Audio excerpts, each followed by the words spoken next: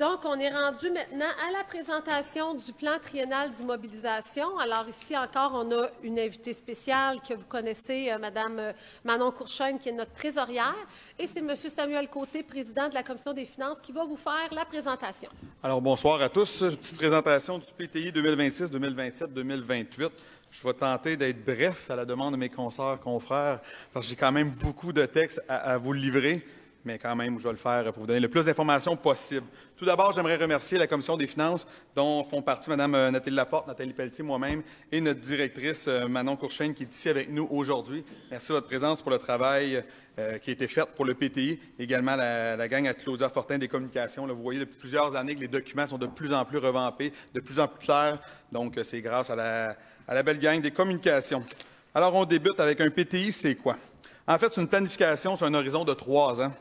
Des projets que la Ville prévoit réaliser avec les investissements qui y sont rattachés. Un PTI, ça évalue la valeur des projets prévus, établit un calendrier de réalisation et prévoit le mode de financement priorisé. Cette planification est revue chaque année en fonction des priorités et des besoins.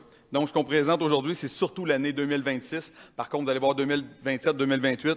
Avec le nouveau conseil qui va arriver, ça peut changer. Donc, on se fie aujourd'hui seulement à 2026. Les investissements prévus au PTI ont une durée de vie de plus d'1 an, sinon ça serait dans le budget d'opération. À la diapo suivante, on peut voir un petit comparatif, là, un PTI versus un budget. C'est quoi la différence entre les deux? Les investissements prévus au PTI permettent à la Ville d'effectuer des travaux d'investissement et de maintien importants. Les fonds prévus dans le budget de fonctionnement permettent d'offrir différents services municipaux. On s'amuse à faire le petit comparatif avec un budget familial à chaque année. Avec un PTI, c'est une hypothèque, agrandissement de maison, travaux de rénovation majeurs. Budget, c'est vraiment épicerie, électricité, taxes, Internet. C'est vraiment il faut bien différencier les deux.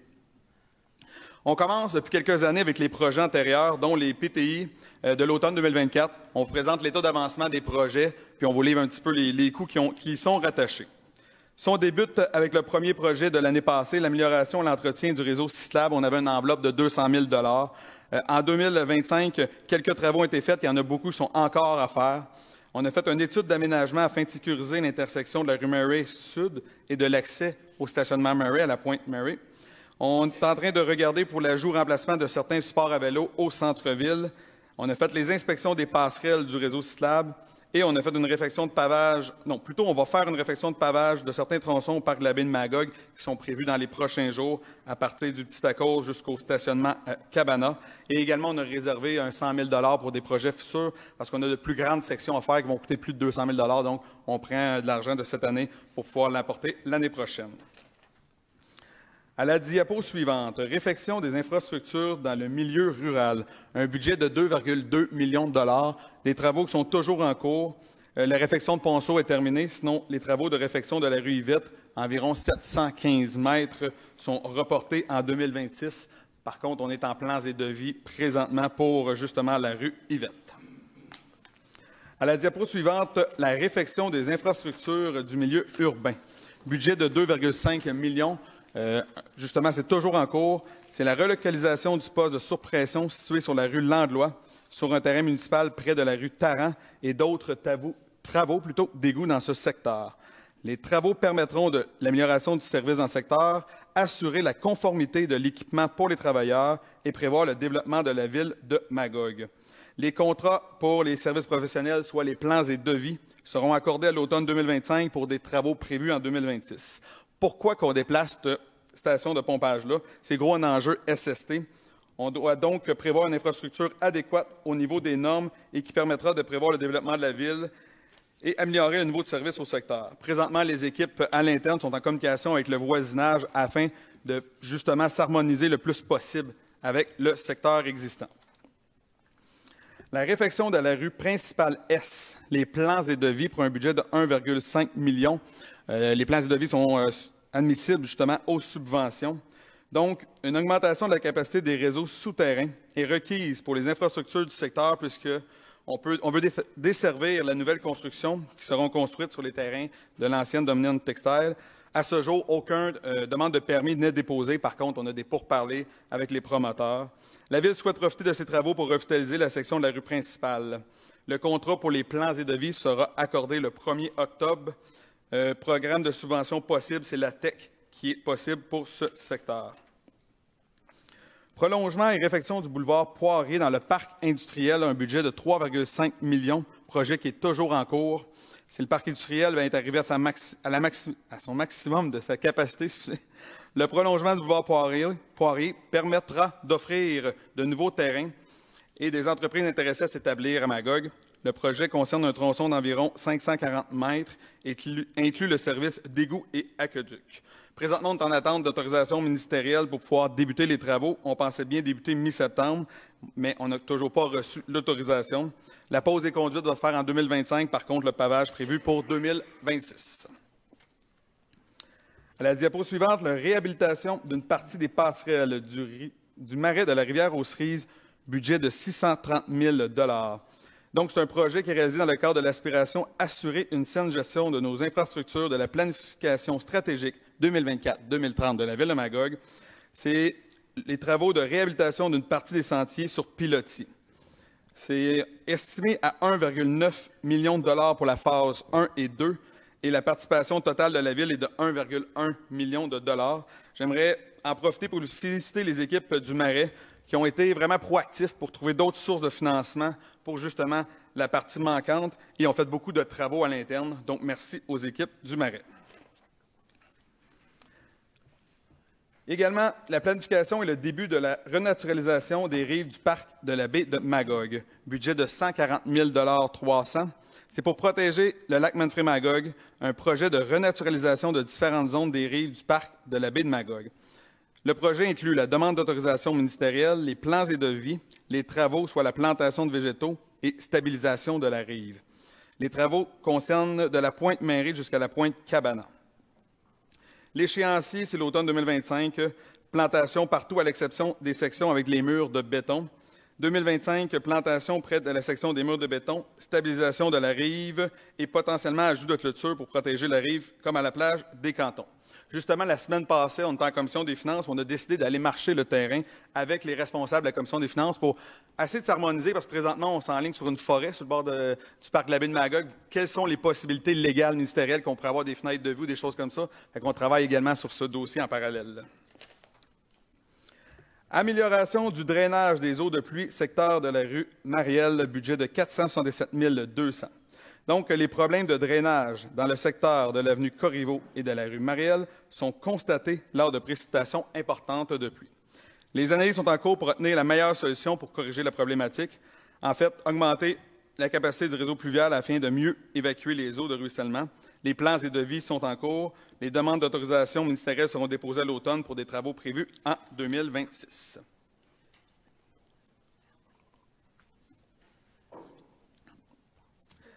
Mise à niveau et agrandissement des bâtiments de service à la plage des Cantons, budget de 3 millions de $, projet qui est présentement en cours. En fait, ça vise l'agrandissement des bâtiments de service situés dans le secteur de la plage des Cantons. Ça inclut la mise à niveau du bâtiment principal, permettre l'intégration du nouveau bloc sanitaire qui va inclure des toilettes, vestiaires et douches, ajout d'une salle multifonctionnelle au bâtiment principal pour accueillir différents événements ou activités communautaires qui va être également ouverte au public, et la rénovation du bloc sanitaire existant qui changera de vocation, qui va donner un air de travail pour les employés municipaux. Travaux qui ont débuté le 1er septembre 2025 et fin des travaux quelque part à l'été 2026. Prochain projet de l'année passée, réfection des rampes de mise à l'eau, rue de Hatley, plans et devis, budget de 273 000 $. En fait, c'est la préparation des plans et devis en prévision de la reconstruction des rampes de mise à l'eau situées à la descente à bateau de la rue Hatley. La nouvelle construction sera faite en béton pour une pérennité de minimum 30 ans et une meilleure expérience pour les utilisateurs. 2026, on va reporter le projet des plans et devis à 2026, donc avec le budget de 2025, sinon les travaux vont être faits en 2027. Contrôle des moules zébrés à la prise d'eau brute du lac Manfred-Magog, budget de 1,2 million.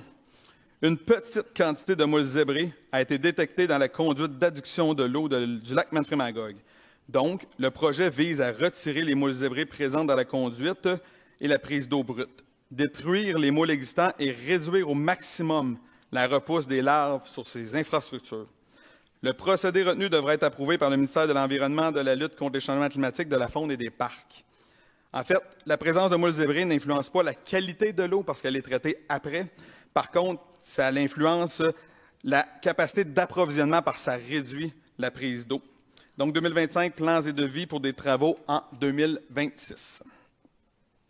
Détournement des eaux usées du secteur Omerville vers l'usine d'épuration de Magog. Budget de 67,9 millions. Nous avons eu 32,7 millions en subvention. Réfection de la rue Saint-Patrice-Est, boulevard Poirier, terminée en 2024. Lot 1A, remplacement des équipements à l'usine d'épuration de Magog, terminé en 2024 également. Le lot 1B, augmentation de la capacité de traitement des eaux usées, on est à 98 %. C'est en cours. Fin du projet prévu à l'automne 2025, d'ici un mois environ. Le lot 1B sera complété en septembre, comme je vous disais. Il reste quelques travaux à faire pour le lot 2 à Omerville, rue du Domaine. On devrait attendre que les vidanges des étangs soient faites. On prévoit de terminer la vidange des étangs à la fin du mois de septembre. On n'a pas encore les coûts finaux du projet. Par contre, on peut confirmer qu'on va être en dessous du budget que nous avons depuis le début.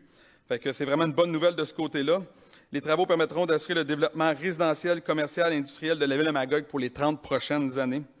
C'est le plus grand projet d'infrastructure de la ville de Magog, tout de suite après la rue principale qui était également sous le budget. Donc, j'aimerais remercier et féliciter les équipes à l'interne pour la prévision. Là. On voudrait bien prendre le mérite, là, mais ce n'est pas nous qui décidons des budgets et qui analysons les projets. Donc, c'est vraiment les équipes de fonctionnaires à l'interne. Donc, félicitations, votre bon travail.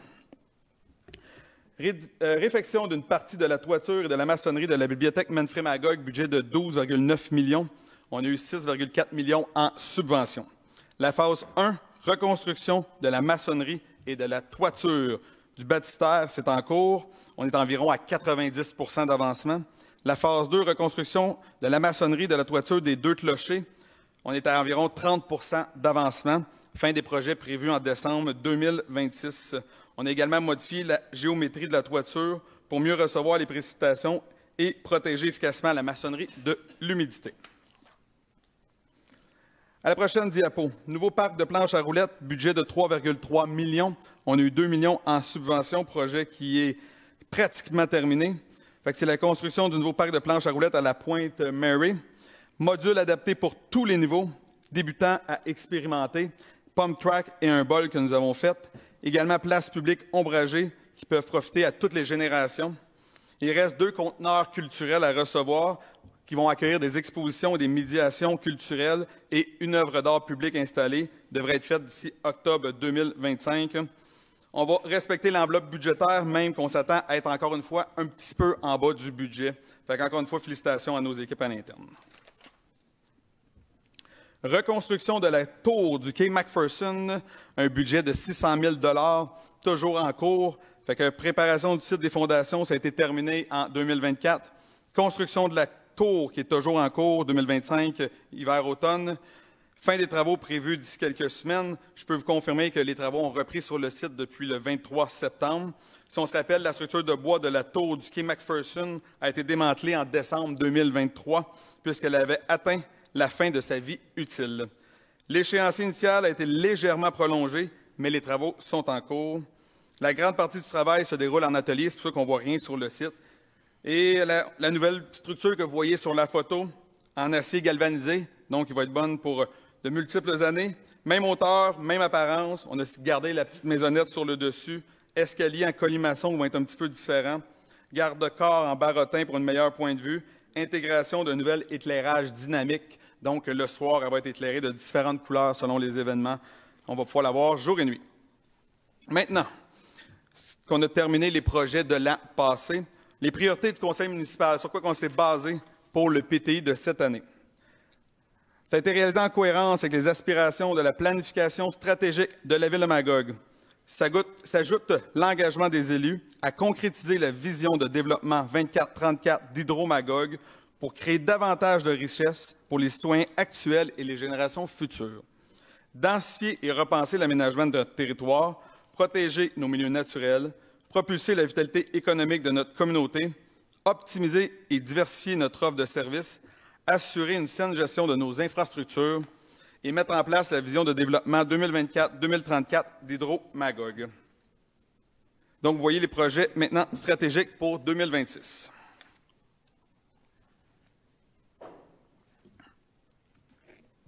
Réfection de la rue principale S, travaux de construction. Budget de 20,3 millions. C'est admissible pour les subventions. Donc, les travaux, c'est environ 870 mètres. Reconstruction des infrastructures souterraines. Intégration d'un sentier multifonctionnel au sud et d'un trottoir au nord. Ajout de fosses de plantation.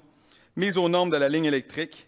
Réaménagement et ajout de feux de circulation aux intersections principale Est Saint-David et principale Est Saint-Pierre. Prochain projet, réhabilitation d'une partie du réseau d'éclairage et remplacement de lampadaires au parc de la baie de Magog. Le réseau d'éclairage sur la piste cyclable à proximité de François Hertel, entre les rues Lévesque et Manfred Club, nécessite une réhabilitation complète incluant le changement des luminaires. On retrouve environ 24 luminaires qui devront être changés. Puis les travaux, on va améliorer la sécurité des usagers tout en réduisant les consommations électriques. Le budget, 833 500. Depuis quelques années, les bris s'accélèrent et les pièces de remplacement sont de plus en plus difficiles à retrouver. On s'entend que ce n'est pas récent, ces lampadaires-là. Le gros du budget va aller pour l'achat de lampadaires, achat des bases de béton et l'enfouissement des fils électriques. Également, il y aura la réfection civile du site, fondation et pavage près des travaux qui vont être faits. Prochain projet. Réhabilitation d'une partie des passerelles du marais de la rivière aux Cerises, la phase 2, un budget de 525 000 $. En 2026, c'est environ 155 mètres du sentier du Pionnier et reconstruction de la structure de bois du pont et des approches plus ou moins 80 mètres. L'estimation totale des travaux 2025-2026, un peu plus de 1,9 million. Et comme je vous disais tantôt, la Ville participe à environ 1,1 million de $. À la diapo suivante, installation d'équipements pour un meilleur contrôle des descentes à bateau, Bournival et Tourterelle, budget de 274 100 $. C'est l'installation de barrières mécaniques automatiques aux descentes de la rue Bournival et de la rue des Tourterelles. Installation d'une borne multiservice à la station de lavage de la Capitainerie. Les équipements permettront d'imprimer un certificat de lavage avec code-barre requis pour l'ouverture des barrières aux descentes à bateau. Ce projet assure un meilleur contrôle aux descentes 24 heures sur 24 et oblige l'obtention d'un certificat de lavage pour descendre sur un plan d'eau.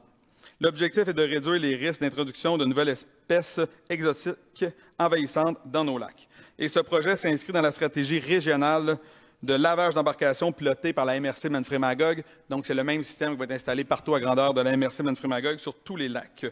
Ça va être fait la même chose à la Capitainerie. Par contre, on va attendre 2027 pour la réflexion des descentes à bateau pour tout faire ça en même temps. Prochain projet, ensablement des plages, budget de 94 500. Plage de l'Ouest, plage des Cantons, ajout de sable pour offrir une expérience améliorée. Plage de l'Est adjacente au quai McPherson, agrandissement de la zone de sable par le retrait de la végétation, l'air gazonné et ajout de sable. Également, à la plage des Cantons, avec le nouveau projet, il va y avoir un agrandissement également de la plage. Ces travaux devront être autorisés et encadrés par le ministère de l'Environnement, de la lutte contre les changements climatiques, de la faune et des parcs. On est des gens pour parler. On est en train de voir avec eux la grosseur des grains de sable. Ce n'est pas simple comme demande, mais on devrait voir le bout quelque part en 2026. Mise en place de barrières de bernage permanentes dans les parcs riverains, budget de 31 500. Des barrières à bernage seront installées à la plage des Cantons et dans différents secteurs du parc de la baie de Magog, notamment à la plage de l'Ouest. Elles permettront d'assurer une meilleure gestion des oiseaux aquatiques, de maintenir l'esthétisme des rives et de réduire l'accessibilité aux rives des oiseaux aquatiques afin de réduire la quantité de fientes et les possibilités de nidification. Les interactions avec les humains peuvent avoir des impacts négatifs sur les oiseaux. Exemple, ne pas nourrir les oiseaux aquatiques. On vous rappelle que les oiseaux, c'est la principale cause de fermeture de nos plages à Magog. Maintenant, les projets Hydro-Magog. Projets liés à la vision de développement 2024-2034 qu'on vous a présenté l'année passée.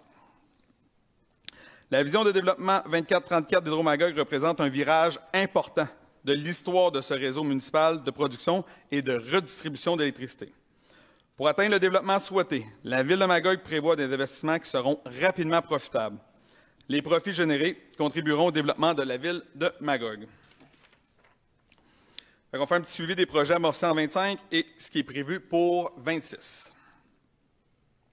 Installation d'un dégrilleur automatique à la centrale La Grande Dame, un budget de 175 000 $. C'est un projet 2025 qui a été reporté en 2026. L'ajout d'un dégrilleur automatisé permettra de maximiser la production des turbines. Cet équipement permettra de retirer automatiquement les débris qui peuvent obstruer les turbines, branches, déchets flottants, etc. Les obstructions importantes causent parfois un arrêt complet de la turbine en diminuant la production électrique. Présentement, c'est fait par les monteurs de ligne, donc on libère les monteurs de ligne par des équipements automatiques.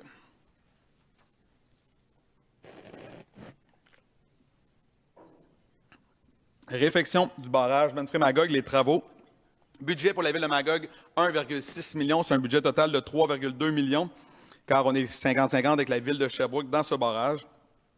C'est vraiment pour assurer la pérennité du barrage.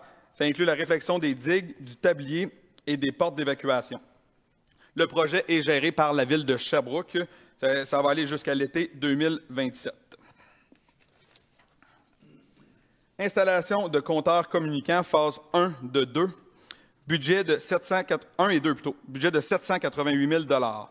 L'acquisition et l'installation de compteurs communicants permettra d'améliorer les services offerts et de faciliter les opérations.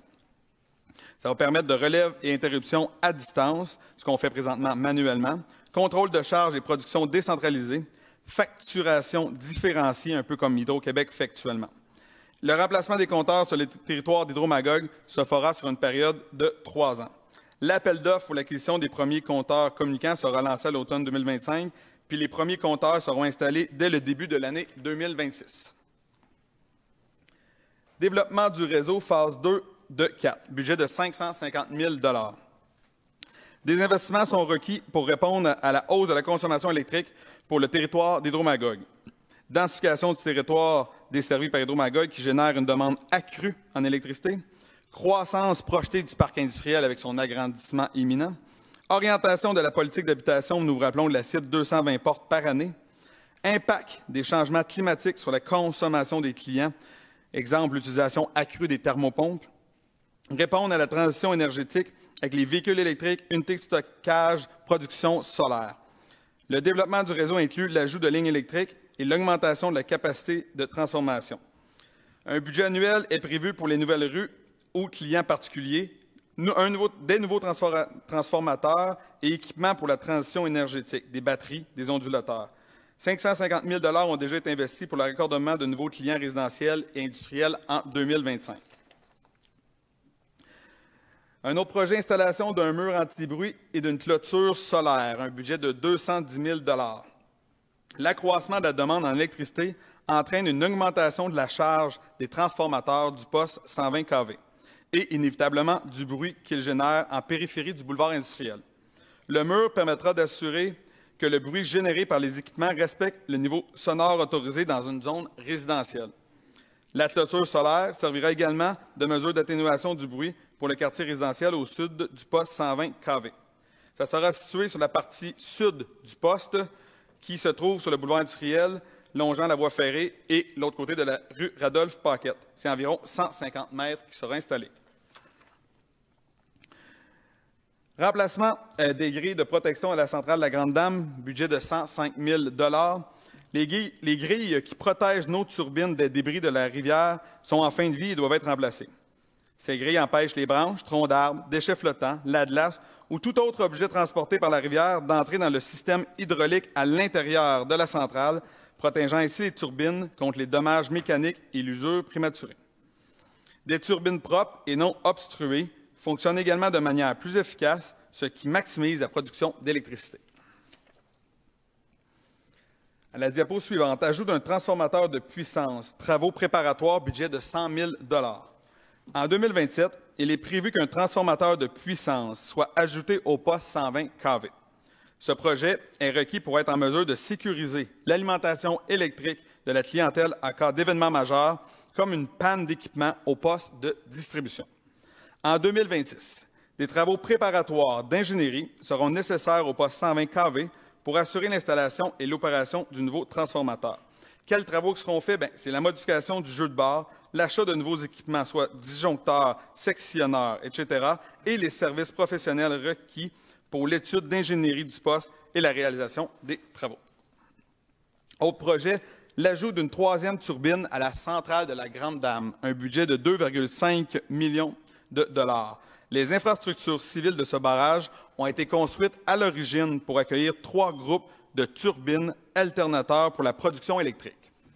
Avec la conjoncture économique actuelle et les enjeux occasionnés par la transition énergétique, le temps est venu d'ajouter une 3e turbine. Cet ajout permettra d'augmenter la production électrique, puissance additionnelle variant de 0,5 à 1 MW. La réalisation de ce projet est toujours à l'étude, pas certain que ça va être en 2026, mais quand même budgété pour les prochaines années.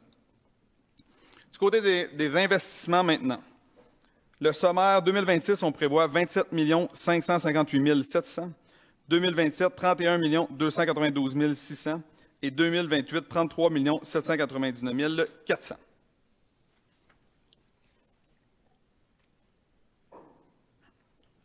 Maintenant, les investissements par grande catégorie. Je vais faire juste 2026, là, puis 2027, 2028, si vous voulez consulter les documents. Fait achat de véhicules et machinerie en 2026, 2 150 000 $. Maintien des parcs, 350 000 $. Maintien des bâtiments, 300 000 $. Pistes cyclables, 300 000 $. Et priorisation de projets mineurs, 375 400 pour un total de 3 475 400. Vous voyez, maintien des parcs qui diminue à chaque année. C'est juste qu'on bascule une partie du budget dans le budget d'opération. C'est pour cette raison. C'est le même montant qui est là depuis plusieurs années. Il y a les pistes cyclables que le montant augmente dans la demande du Conseil pour les prochaines années. Mais sinon, le reste pareil. Si on continue l'investissement par grande catégorie, en 2026, réfection d'une partie de la rue Lessard, 400 000 $. Ajout de la 2e conduite de distribution d'eau potable pour le secteur Soutière, 567 000 $. Modification du poste de pompage Desjardins en 2027 et du versant 2026. Pour 2026, plutôt le contraire. Desjardins 2026, versant 2027. Pour 2026, 1 851 800. Réfection de la rue principale S. Travaux de reconstruction, 6 771 400. Et vous voyez, réfection des rues orphelines, c'est une nouvelle catégorie qui a été ajoutée cette année. Il n'y a pas de montant pour 2026. Par contre, 2027, on prévoit un montant d'un peu plus de 1,5 million. La rue ciblée serait encore de façon préliminaire la 18e avenue. Ça, c'est les niveaux d'égouts aqueducs qui ne sont pas dus, mais la surface de roulement est complètement démolie, comme on pourrait dire. Donc, c'est vraiment, on appelle ça une rue orpheline parce qu'on n'a pas de subvention pour refaire les infrastructures, mais on a décidé d'ajouter un montant annuellement pour justement ces rues-là qui sont oubliées. Donc, total, pour 2026, 9 590 200. À la diapo suivante, les projets stratégiques 2026. Installation d'équipements, stratégie régionale de lavage d'embarcation, 274 100. Réhabilitation d'une partie des passerelles du marais de la rivière aux Cerises, 525 000 $. Réhabilitation du réseau d'éclairage et remplacement des lampadaires, 833 500. Détournement des eaux usées du secteur Aumerville vers l'usine d'épuration de Magog pour 2 millions de $. Réfection de la toiture du garage municipal, 2,5 millions. Elle sera également renforcée parce qu'on prévoit y installer des panneaux solaires, justement, dans la nouvelle stratégie d'investissement d'Hydro-Magog avec un système de batterie pour stocker l'énergie qui sera générée par les panneaux solaires. Remplacement des membranes à l'usine d'eau potable de la rue des Pins, 2 520 000 $. La suite, à la diapo suivante, vous voyez, c'est les projets 2027-2028. Pour le total, pour 2026, 8 652 600. À la diapo suivante, les investissements maintenant pour Hydro-Magog. En 2026, ajout d'un transformateur de puissance au poste 120 kV, travaux préparatoires, on en a pour 100 000 $. L'installation de grilles de protection à la centrale Grande Dame pour 105 000 $. Installation d'un mur anti-bruit avec clôture solaire au poste 120 kV, 210 000 $. Développement du réseau pour répondre à la hausse de la demande, 550 000 $. Installation de compteurs communicants. La cible, c'est environ 10 600 compteurs sur 3 ans. Budget de 788 000 $. Travaux de réfection du barrage Manfred-Magog, 1 587 500 $. Ajout d'une 3e turbine à la centrale Grande Dame, 2,5 millions de $. Donc, le sous-total d'investissement pour Hydro-Magog pour l'année 2026, on parle de 5 840 500. ce qui porte le grand total des projets stratégiques et investissements d'Hydro-Magog à 27 558 700. Là, on va voir maintenant le financement pour les investissements. Pour l'année 2026, je vais me concentrer sur cette année-là.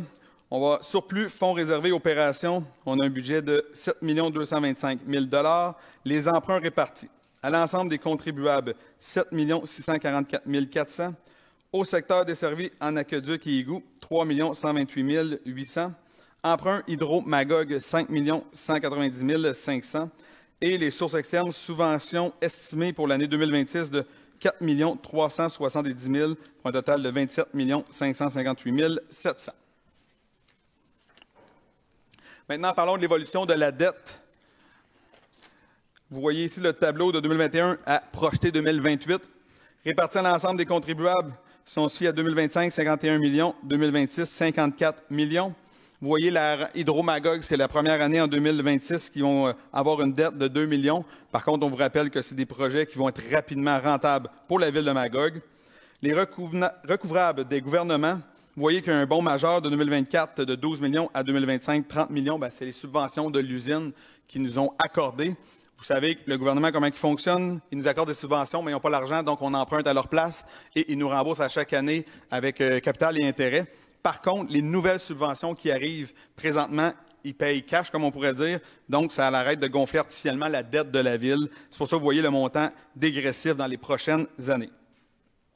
Les desservis en égouts et aqueducs, 2025, on 16 millions, on tombe à 22 millions. Comme je dis encore une fois, c'est l'usine d'épuration. Puis dette de secteur, on passe de 2025, 8 millions, on descend à 6 millions. Pour les dettes totales 2026 projetées de 114 millions. Le taux utilisé pour faire l'estimé est de 4 % pour 2026, 4,2 % pour 27 et 28. Si on se compare au taux de 2024, nous avions eu un taux de 4,05 % pour les obligations. Et avec l'IPC qui est rendu au taux de 2 %, la tendance est à la baisse. Les obligations émises dans les villes au cours des derniers jours sont plus autour de 3,5 %. Certaines précisions à propos de l'évolution de la dette au cours des dernières années. Il est vrai que la dette en hausse passe de 105 millions en 2025 à 114 en 2026. Bien, ça s'explique principalement par les investissements majeurs réalisés pour le détournement des eaux usées du secteur Omerville vers le secteur de Magog. Également, cela dit, il est important de rassurer la population parce que nos ratios d'endettement demeurent bien en deçà des seuils établis par notre politique de gestion de la dette et inférieurs à la moyenne des villes québécoises dans plusieurs cas. Également, un peu plus de 70 % de nos actifs sont financés au comptant, ce qui témoigne d'une gestion financière saine et responsable, même dans le cadre de projets d'envergure.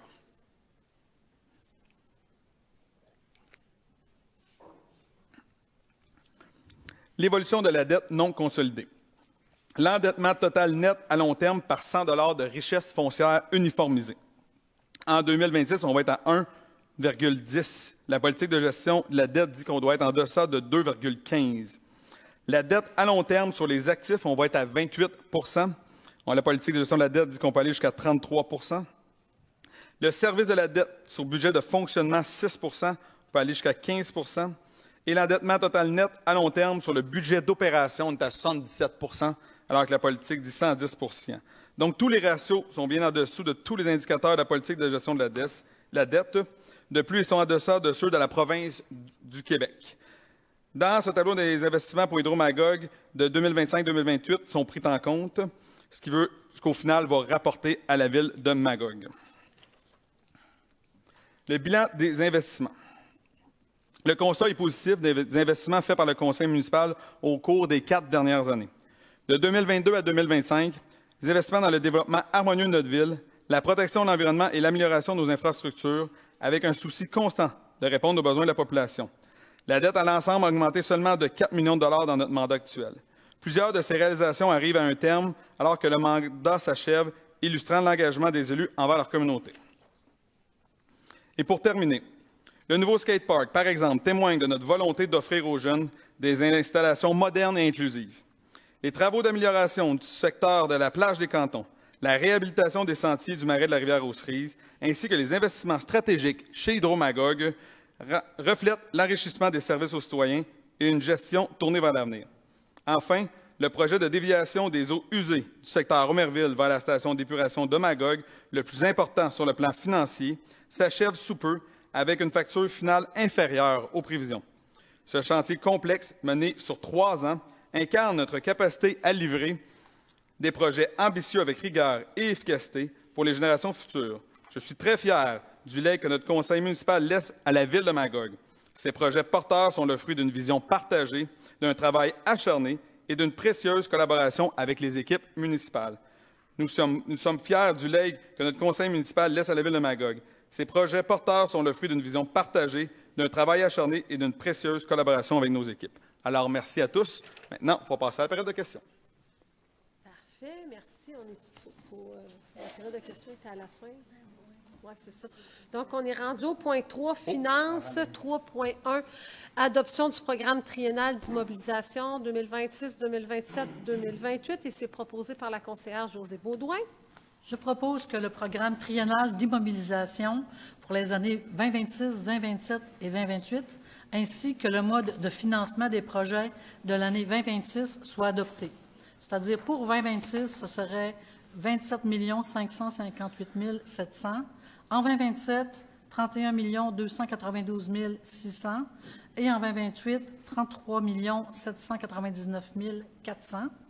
Et que les documents explicatifs du programme triennal d'immobilisation soient publiés sur le site Internet de la Ville et dans une prochaine édition du journal Le Reflet du Lac. Bien, merci beaucoup. Ça va pour tout le monde? Donc, c'est adopté à l'unanimité. Il n'y avait rien aux affaires nouvelles. Puis, on est rendu effectivement à la période de questions. Bien, merci beaucoup, M. Côté, pour la présentation bien claire, complète. On est rendu effectivement à la période de questions qui porte sur ce que la présentation de M. Côté.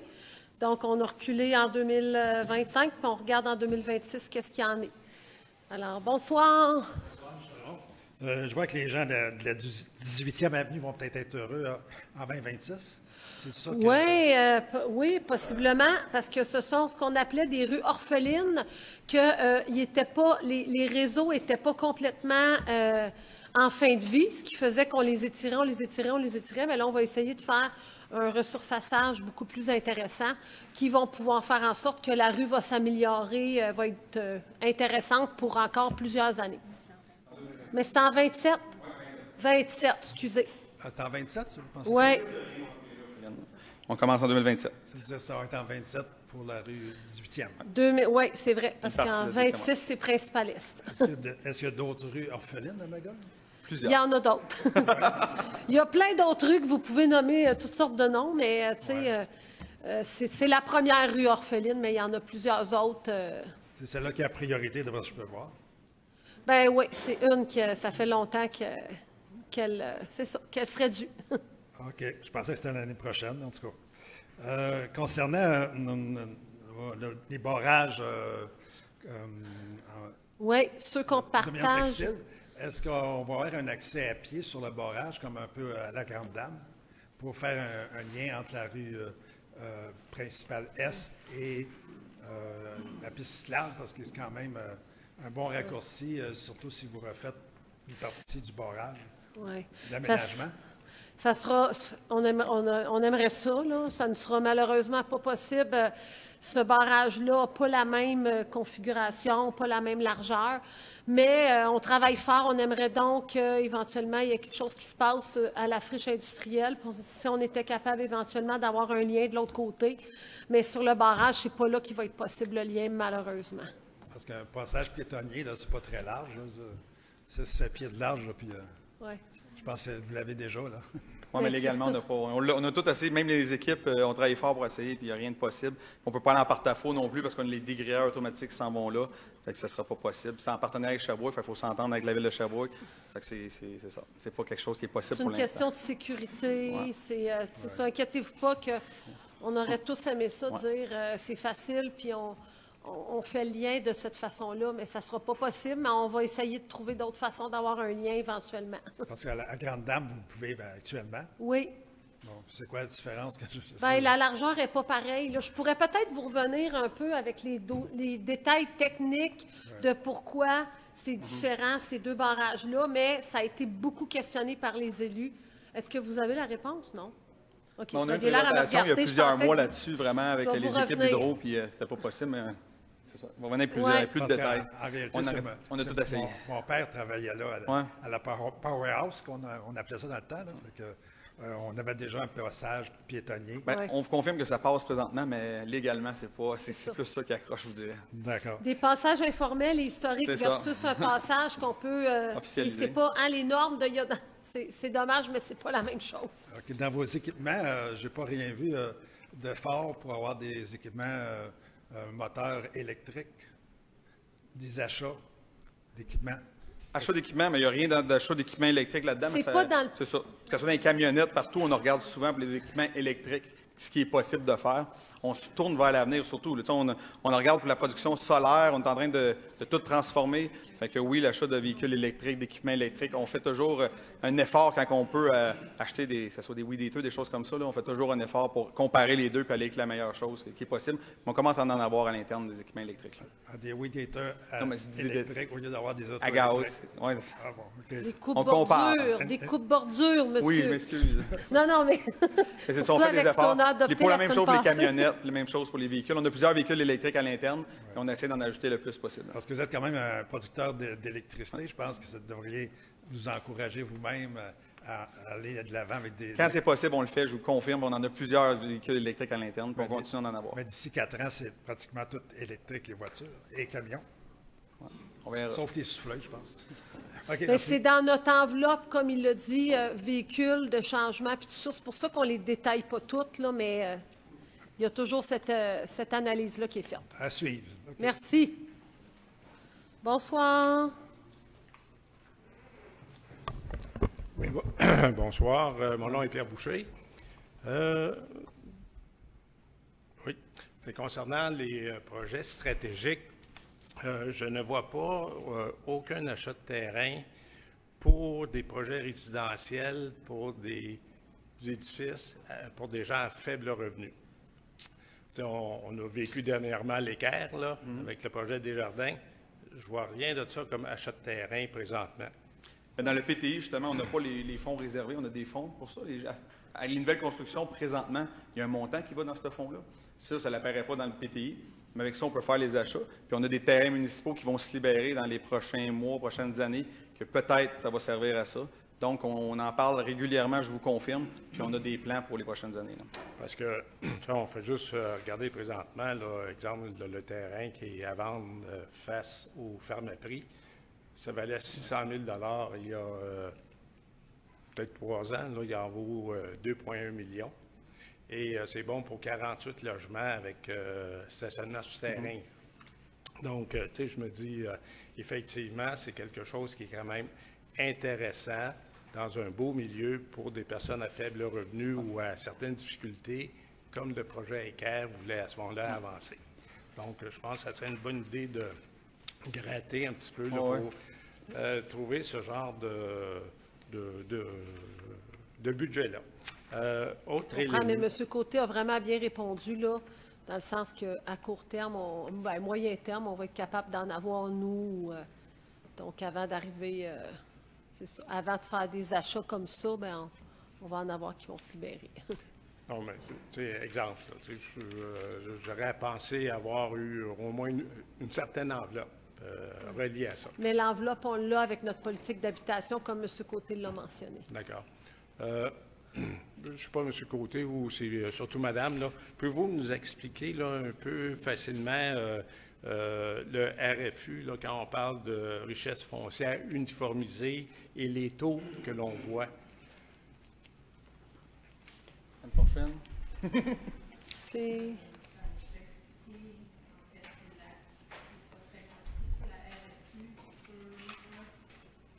C'est la diapo 51.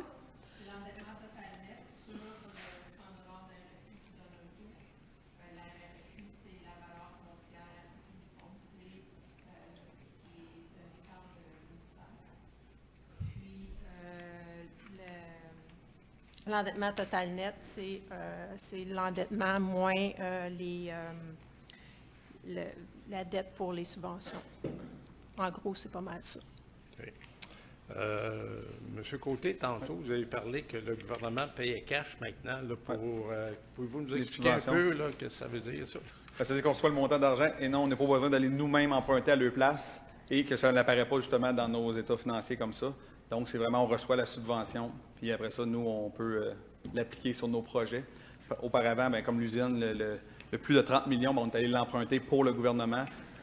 Ils nous remboursaient sur nombre d'années X avec les intérêts que ça nous coûtait. Fait qu'ils nous remboursaient vraiment la subvention plus intérêt. Ça nous coûtait plus cher, bien entendu. Mais là, maintenant, ils nous envoient l'argent d'un coup. S'ils l'empruntent, là, je ne suis pas la bonne personne pour vous le dire, là, mais nous, on a pu emprunter pour eux. Okay.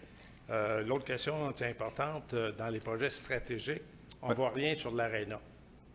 Est-ce que vous pouvez nous parler un petit peu de l'aréna dans ces projets stratégiques-là? En fait, le budget de l'aréna a déjà été réservé. On avait un budget de 10 millions de dollars qui était réservé. Mais c'est pas vu que c'est l'OBNL qui réalise le projet à long terme, mais ça n'apparaît pas dans nos chiffres, dans nos PTI, dans nos choses comme ça. Là. Mais au niveau, que ce soit des travaux d'aménagement ou de préparation, de sol, de déviation, de réhabilitation par la suite. Parler de l'ancienne aréna? Que ce soit l'ancienne aréna. L'ancienne aréna, c'est ça. On ne sait pas encore exactement ce qui va être fait là. On attend justement les prochains mois pour savoir ce qui va se passer. Puis après ça, on va prévoir ce qui va se passer là-bas avec les budgets qui vont y être associés. Même chose si ça se fait à la ruche. On va attendre d'avoir les budgets que ça va nous coûter, tout ça. Un coup, la décision finale va être faite. Okay. Puis ce 10 millions-là que vous avez mentionné, il fait partie déjà de l'endettement. Ça fait partie déjà de la dette à long terme. C'est un fonds réservé. C'est un fonds réservé. On l'a dans notre compte depuis quand même plusieurs... C'est pas de la dette, c'est des fonds réservés. Oui. Donc, ça vient de surplus. Excusez, je n'ai pas compris, madame. Ça vient de surplus. C'est ça, on l'a déjà dans notre compte de banque depuis quand même plusieurs années qui attend d'être utilisé. OK.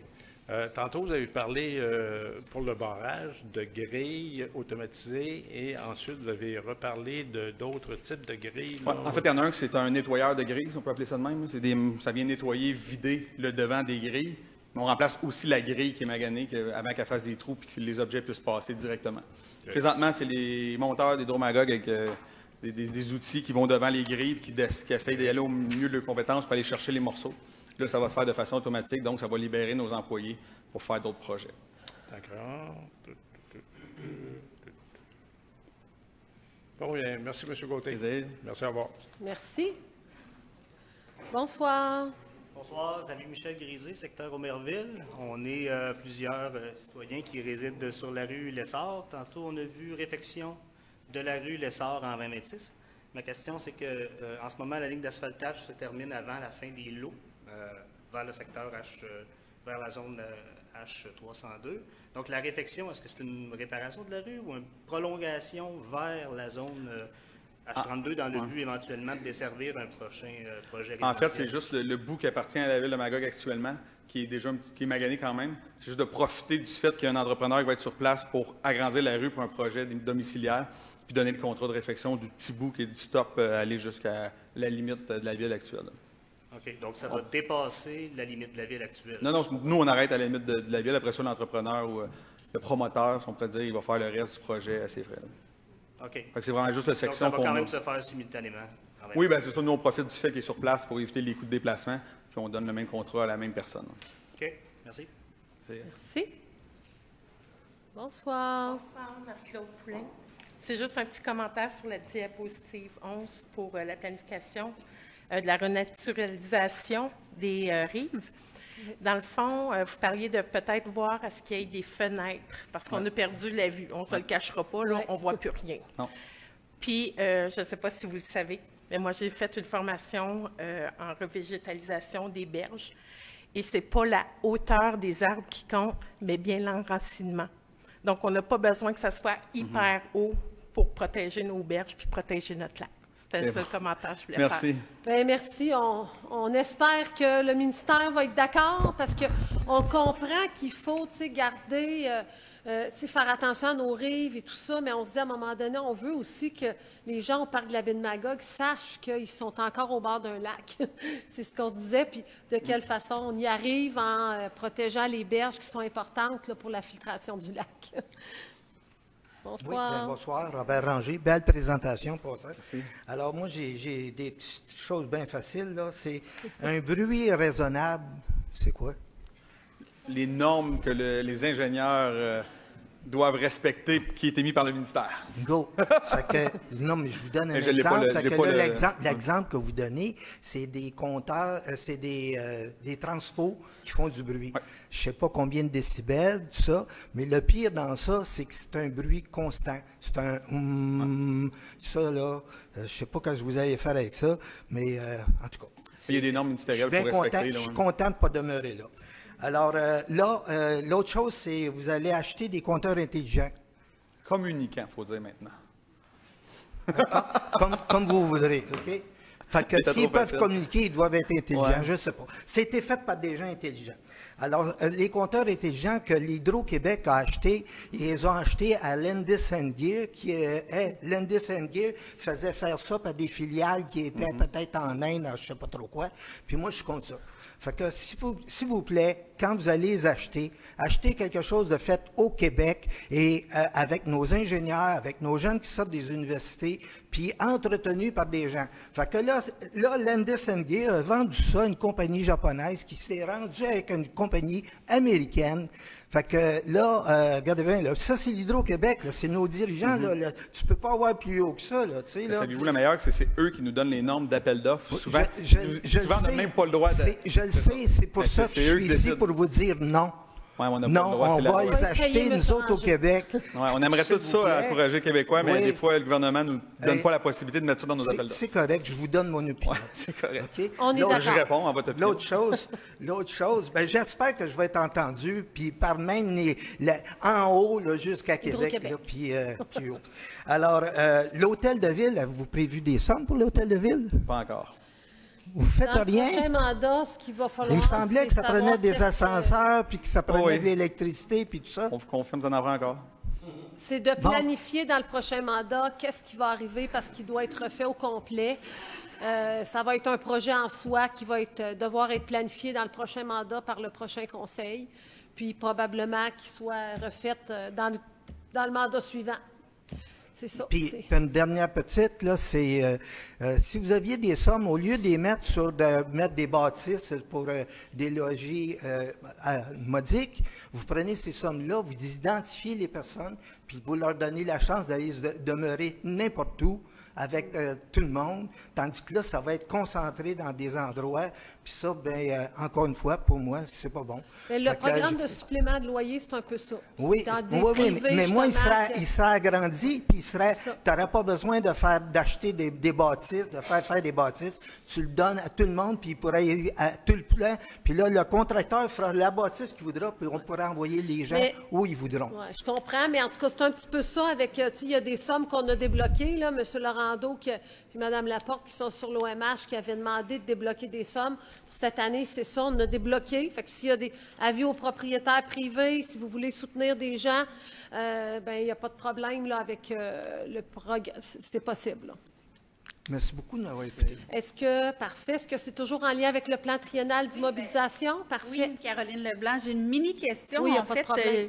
les matériaux pour les barrières à bernage, ça va être quoi? Parce que de plus en plus, on voit nos rives bordées de béton, là, de plus en plus. Là, on le voit à la plage des Cantons, là, il y a du béton, puis tout ça. Fait que ça m'inquiète un peu. Là, ça va être quel Ah non, c'est des matériau? petites barrières à clôture en bois là, avec un filet. Là, Donc, c'est ça pas- va être c'est rien de vraiment- majeur. Là. Ouais, puis ça va être camouflé à travers la végétation. Les Mais bandes j'espère que ce courant de pensée-là de camoufler un peu va aussi émerger dans vos plans stratégiques d'aménagement parce que, sincèrement, de plus en plus, on utilise le béton puis on s'entend que dans 50 ans, ça va être extrêmement difficile de l'enlever, Ouais. ce béton-là. Fait que Ben oui, je voulais c'est juste dire ça. Merci. Bien, soyez assurés que, je ne sais pas, est-ce que vous trouvez que dernièrement, on a rajouté du béton à des endroits? Ou... Il y a le skatepark, puis Ah oui, ça ne peut pas se faire bien autrement. Mais c'est sûr que tout ce qui est berge, effectivement, on a cette sensibilité-là.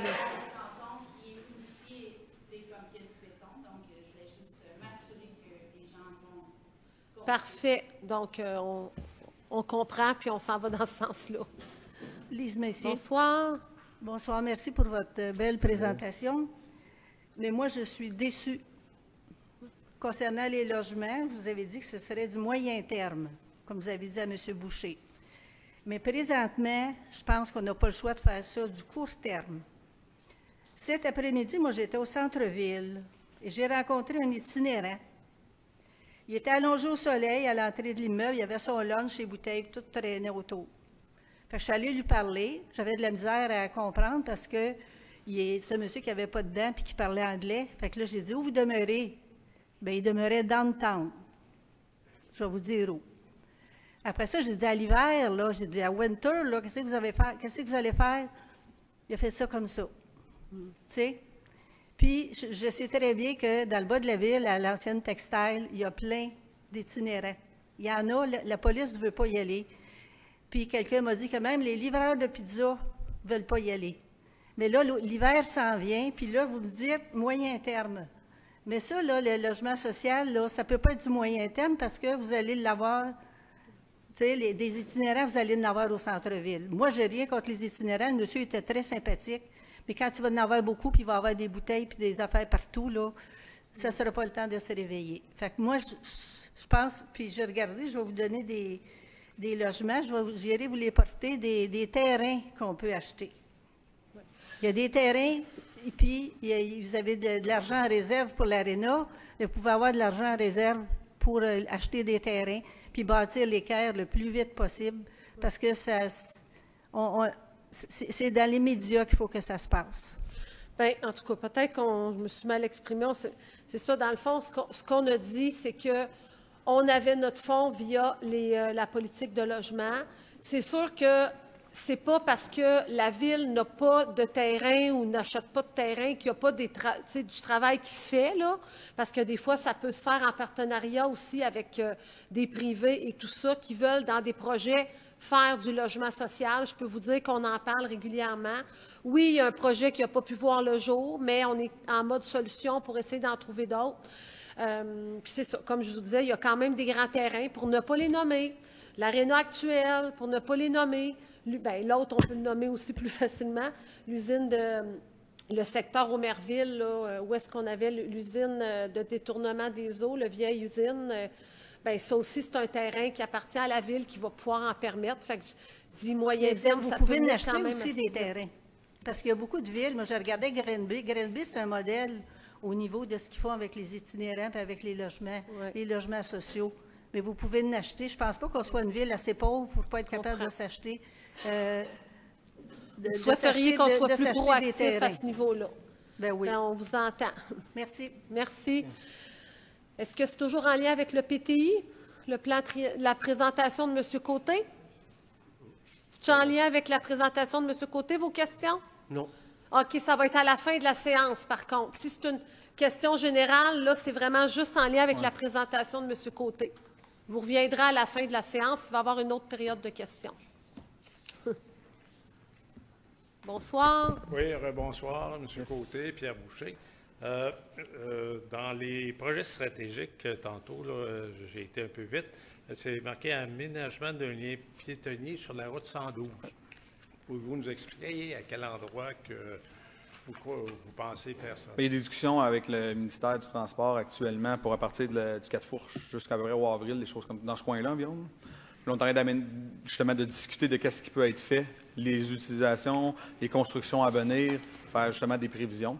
Fait que c'est quelque chose qui va être fait par le prochain mandat, là, parce que c'est pas 2026, ça, je suis 2027, 2028, je ne l'ai pas devant moi les deux. C'est 2028. Moi, 2028, c'est ça. Je croyais que c'était beaucoup plus avancé que ça, au niveau des discussions, là, quand même, avec le ministère. Puis on dirait il y a beaucoup de choses avec le ministère. Pour ce secteur-là, ils ont beaucoup de changements qu'ils veulent apporter, fait que c'est toujours plus complexe quand on a un autre interlocuteur dans le dossier. Fait qu'on attend qu'ils nous présentent justement ce qu'ils veulent faire avec ce tronçon de route-là. Okay. Puis dans ces projets stratégiques-là, il y avait, on a des grands terrains en arrière d'Avril, ça fait longtemps qu'on en parle, puis même sur le bord de la 112, là, il y en a un qui est... Est-ce qu'à ce moment-là, tout ce qui est prolongation du réseau d'aqueduc, égouts, est-ce que ça va se faire dans ce secteur-là?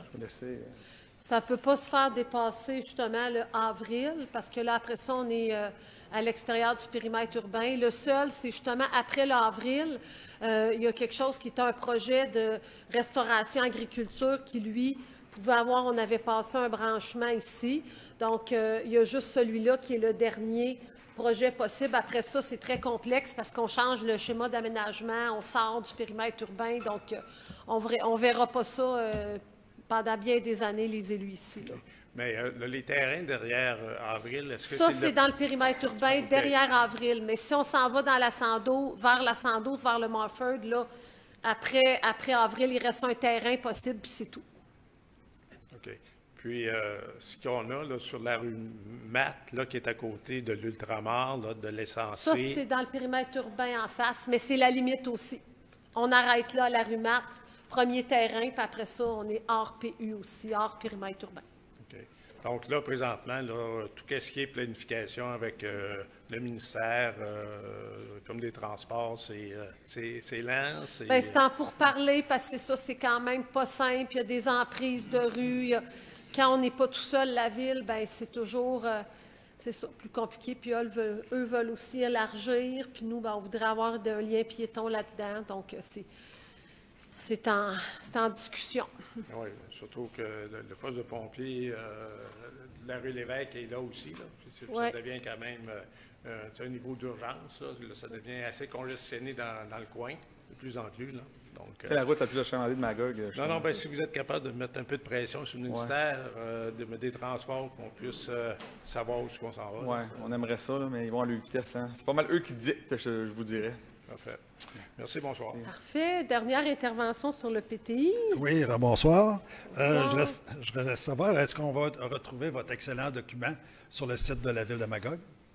Oui, il doit être déjà même en ligne. Demain matin, habituellement, peut-être. Ah, demain matin. Ouais. Il va être disponible, oui. OK, fait que bonne nouvelle.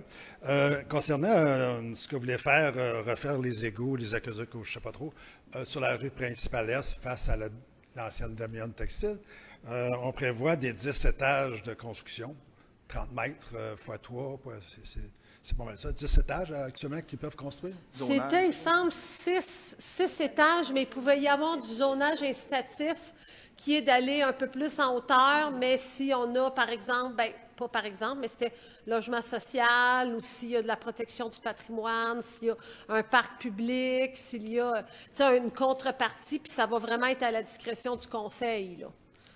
Donc, je comprends bien que vous pouvez avoir une contrepartie en exigeant du social dans la construction.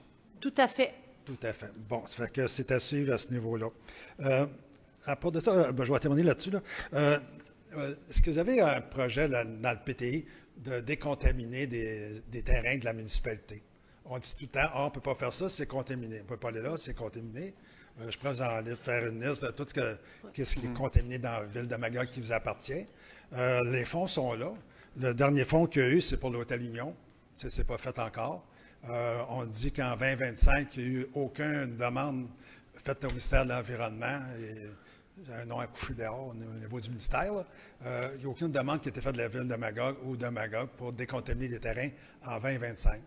Ma question, c'est un peu dans votre PTI. Est-ce que vous prévoyez, dans les prochaines années, faire de la décontamination de vos terrains?